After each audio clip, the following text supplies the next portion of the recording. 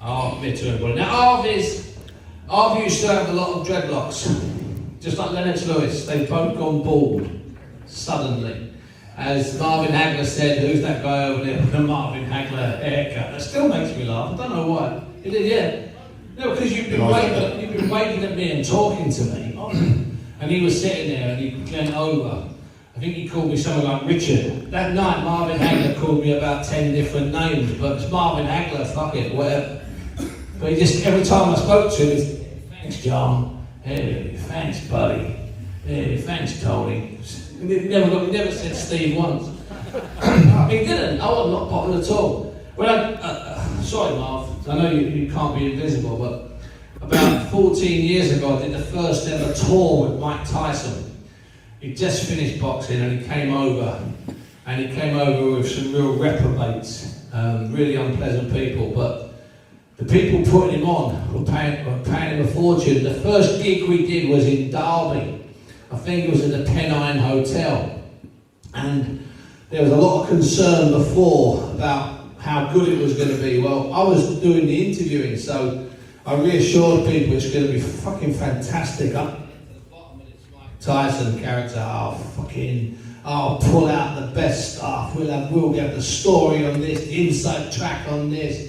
I was a little bit game and stupid 14 years ago. I literally, I was like this. So just as I'm going on stage, a friend of his called Tom Patty calls me aside, this mad Italian actor that claims he knew Mike when they were 12. So he pulls me aside and says, hey, buddy, again, no American seems to remember my fucking name. Hey, buddy, here's some rules and regulations.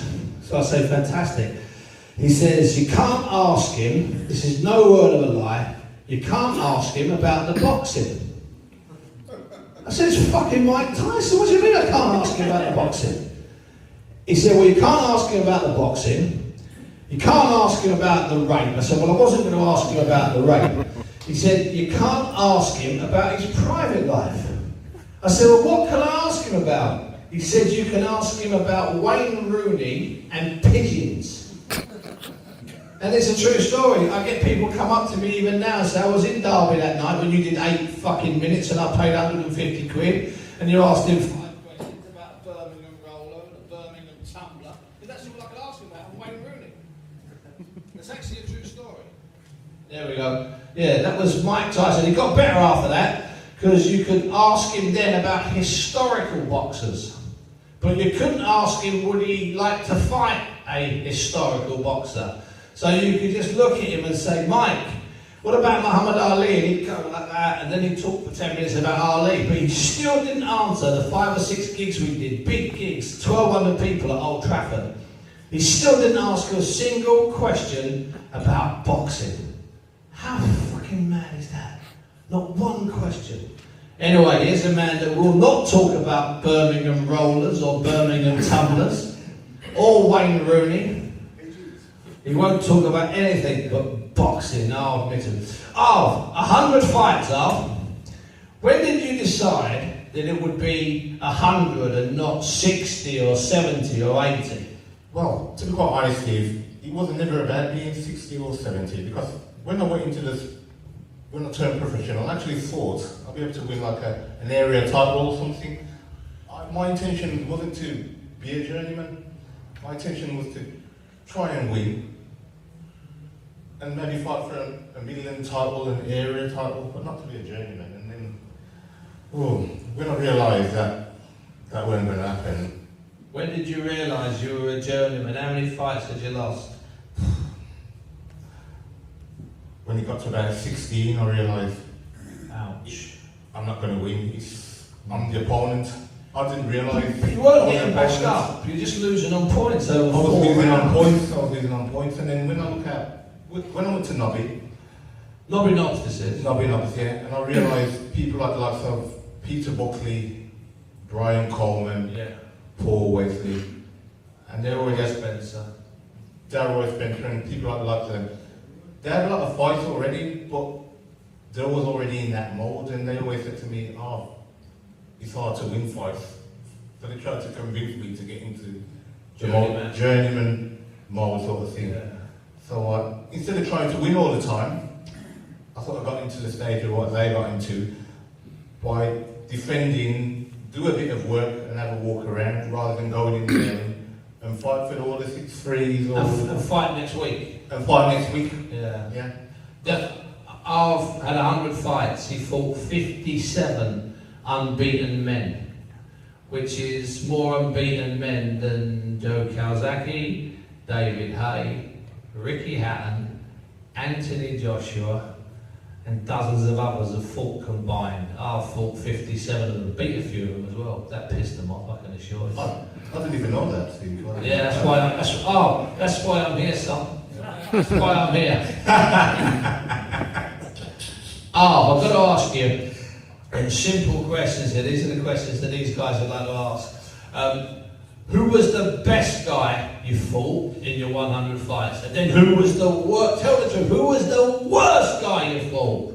To be quite honest, there was quite a few good, tough guys, but Neil, he was in the Scotsman. Yeah, quite big guy. He was a good He fighter. was in the contender, USA versus UK, and he fought K9 Bondridge. Do you remember? Yeah. In Sunderland or somewhere. Newcastle. Newcastle. He got stopped, but you know. But he had a fight. He had a fight, and I did ask him. No one up like K9, so he said like fight. Yeah. Now, he also fought Junior Witter, went on to be a world champion. Ashley Fearfane, who fought for a world title. So, okay, if he was the best, and I'm really that's good at that, who was the worst? And if you can't say who it is, just tell us, describe him and where it was. I fought a fellow called Mark Smith. He was a lovely guy, but he was probably... Was he from Tunbridge Wells, in Kent somewhere in the south? He was a Welshman. Well, he was a lovely man. But he was And he actually needed to win, and I actually fought him to make him win. And did you help him win? I helped him win. But he was that poor. But you know what? Were you telling him what punches to throw? He was close. He was a gentleman and told... The thing, he was a nice guy, and... No, he doesn't. You know what I mean? He's got his girlfriend at ringside. I mean, remember Johnny Greaves, who also had 100 fights. He didn't win as many as you. I think he only won 3. And Johnny tells a funny story that the worst thing that could happen when he got in the ring with these kids who were there to, he was there to lose and they were there to win, is he'd get in the ring and he'd look down at ringside and there'd be the mum, the auntie, 2 sisters and a girlfriend and a little baby in the girlfriend's arms, and they'd all be petrified because their little Johnny was going to fight horrible Johnny. So he said, as soon as I saw all the girlfriends and sisters and mums, he said, I couldn't beat them, could I? Because I'd fucking ruin everyone's life. So I was stuffed. He said, the worst thing could happen if there was the mums and sisters at ringside and they were a nice guy.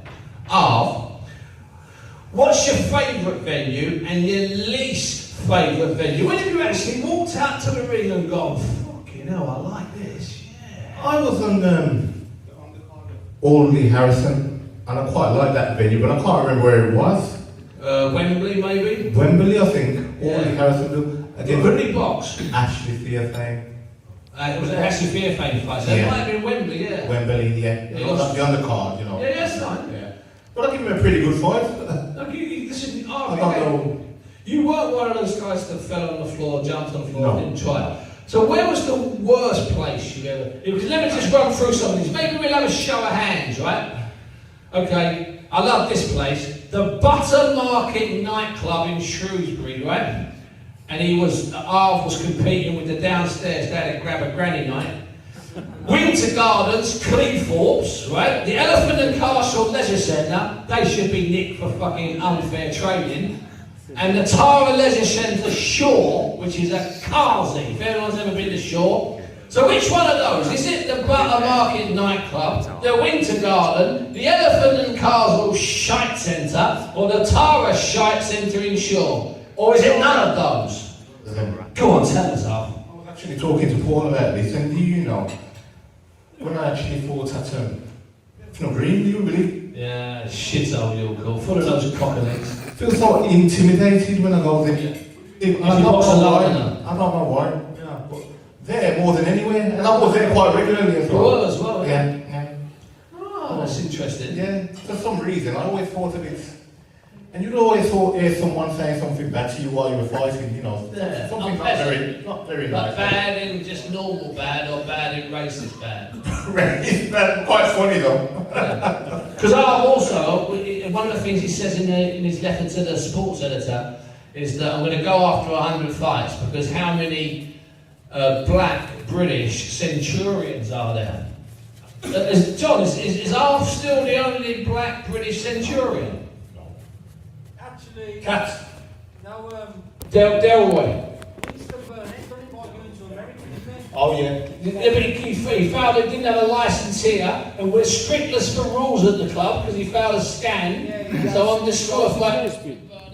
Jason Nesbitt on. Jason Nesbitt, before Arv or after Arv? After all. So Arv might have been the first black British boxer to reach 100 fights. Fuck me, you can put your hands together or what?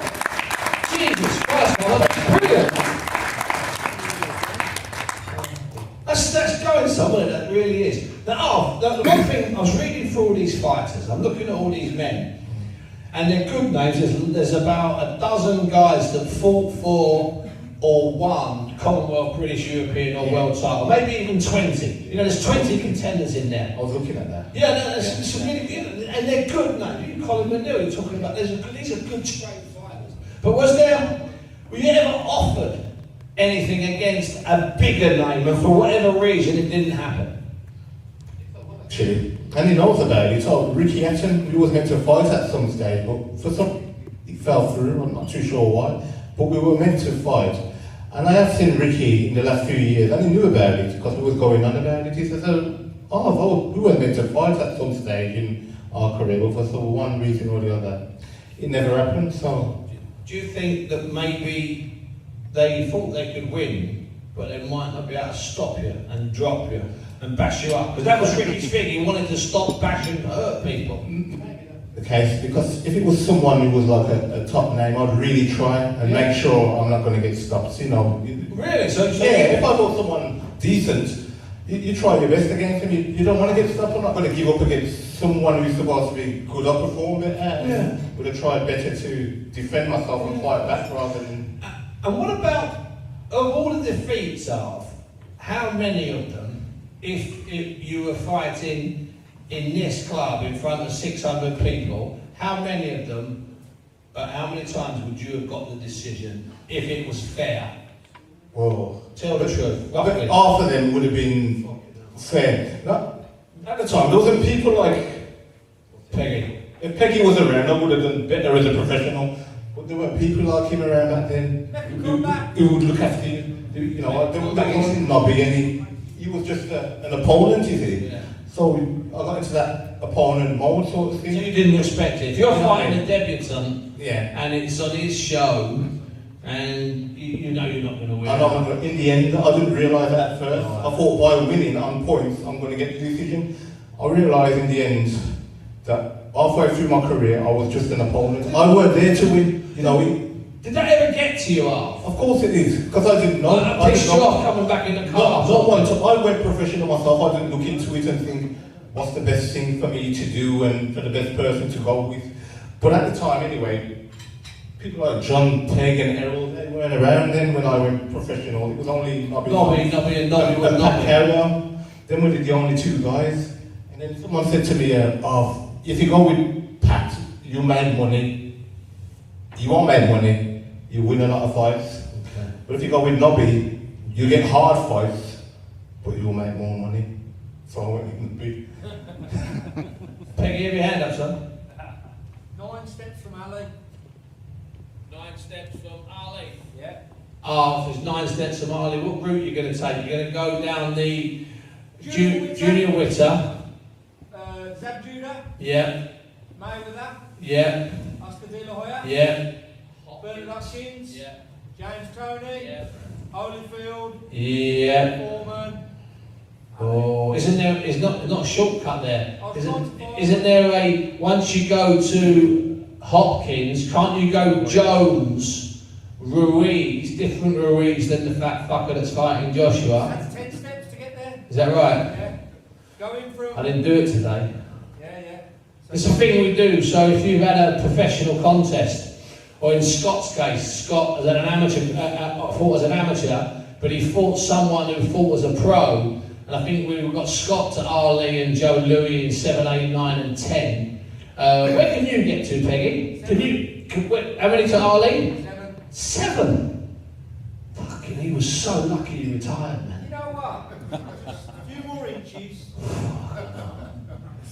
I find that really hilarious. Steps up, you're steps from You know, if any of you are ever next here with Richie, you see Richie Woodall at one of the shows, say to Richie, how many steps away are you from Ali? He fucking loves it, he puffs out his chest. And then you tell him, Rich, I'd do it in 1 less than you. And he gets fucking all upset. He does take it seriously. So we talked there, we established that when you're going home, you're not that happy. When you look at some of today's guys being imported from Hungary and Estonia and Latvia, and they're in bad nick, they're in half their money robbed off them. I mean, that's just established fact, that's not even up for dispute. But what's more of, they're not very good, are they? No, they're not. They're just very hard as nails, you know. You can hit them 20 times, but not going to go down. Very poor, no skill or anything. They're just very tough. So, when you talked about earlier on that one guy, Mark Smith, how you helped him win, how often in a fight were you in danger of losing badly? How often were you in, like, suddenly you got in with someone, maybe it's Colin Neal, and you're thinking, fucking hell, this guy's a lot better than I thought, a lot better than I was told. That happen often? Not very often. I think in the case I was with him, he was a bit bigger and heavier, and that can cause problems when you fight him. If you've got someone quite a bit bigger in you, and they're pretty skillful, as he wasn't big, and it's hard. It's very hard. I mean, at one stage, I thought I was going to get stuck by him, but as it went on, I got warm, so it wasn't as bad as it was at first, you know.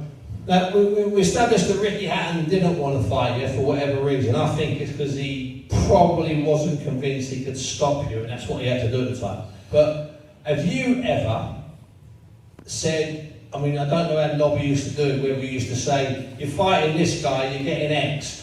But have you ever said, nah, I don't fancy that, that's too much weight? Ever? Never ever said that. Never ever said that. And on some occasions, you know, that is probably why I was stopped. But he apologised to you and said that, I'm sorry, I shouldn't have put you with that guy who was quite a bit bigger than you. Yeah. And when you see that sometimes, all you can do there is have a go for a little bit. That's right. Now, and finally, and I think, if you don't mind me saying so, I think Arv's been our best talker of all the guests we've had, I really do. Arv, was there anyone that you wanted to fight that you never fought? Maybe another journeyman, or someone you didn't think was that good, or someone that got a bad decision over that you'd love to see again. Was there anyone? Well, I wouldn't mind fighting another journeyman, but it never seemed to happen. I wouldn't mind doing that just to get another win, because I didn't really have that many much wins. I'm not reading out your stats, I'm just saying you had 100 fights. We tried to get off the ground about 7 or 8 years ago, a journeyman prize fighter, and it was really close. Eddie was thinking about it, and it was Barry that kiboshed it. But Eddie was really thinking about it, because the reason why a prize fighter worked, the old tournament, was because everyone fought their heart out, because they were going to walk away with 32 grand. And shit, eight journeymen, knowing they're going to get 32 grand and they're not having to fight someone who's like King Kong. Those would have been fucking great fights. I don't think so, Peggy. I think we've lost something with that not happening. Well, yeah, they would have, if he had that, the journeyman would have tried one. Yeah, exactly. So it would have been a right tear up, so that would have been a good idea to do something like that. And I've not seen your entry for the heavyweight championship, the heavyweight title, the heavyweight contest we're having. But if we don't do the heavyweight contest, of all the heavyweight fights that are out there now, let's bring this round topical, which one would you like to see? Of all the heavyweight fights that are out there now. So we want to see Wilder, Fury, Joshua. Which one would you like to see? I would like to see Fury against Joshua. I think that if we did a show of hands in this room, I think everyone would say that. Well, I was with Joshua today, I'm not name dropping, and he said to me that's the fight he wants. I don't know if they're a little bit wary about Wilder. I think they think they'll blast Wilder out, but they know he can hurt you. Joshua admitted that. But I think they're hoping that they can get to Fury before Fury gets any better. And what I mean by that is any more relaxed and calmer and finds his body. He hasn't had a day out of the gym, Fury, since he left the ring after fighting Wilder. And I was with him 2 weeks ago, and his head's in the right place. He's a dangerous man at the moment. So if he carries on improving, it makes it hard. So I think Joshua, in my opinion, the mad thing is, all three of them want to fight each other. They do. But how if you're Fury, how do you justify fighting Joshua for $25 million when you can fight Tom Schwartz from fucking Germany, who no one knows, for $22 million? Well, this is it. You see, this is a problem. If I want for that much money, but someone no good for nearly about the same amount of money, so what do? You know? I mean... And finally, Arv, this is the last question. Obviously, you had 100 fights. You've made fucking millions from the boxing. Just work on the railway. It's been fun. But tell me, Arv, I'm not going to ask you your highest paid. That would be rude. But please, in those 100 fights over all those years, what was the smallest amount of money you ever got for being a professional boxer in Great Britain? My first fight against Alan Bosworth, it was a good fight, by the way. It's on YouTube, so you can watch that. It was 5 undefeated, and I lost on half a point, and I got £320. I'm kidding, £320. I tell you what, we've had some good guests at this place, we really have. But please, Arv Mittoo. Thanks, Arv. Brilliant, Arv. Thank you very much. My pleasure. Arv Mittoo. 320 quid. I'm not even sure what you can buy for 320 quid. People might be able to tell me. Right, before we get to the heavyweight part, there's a couple up at the bar, don't look, don't.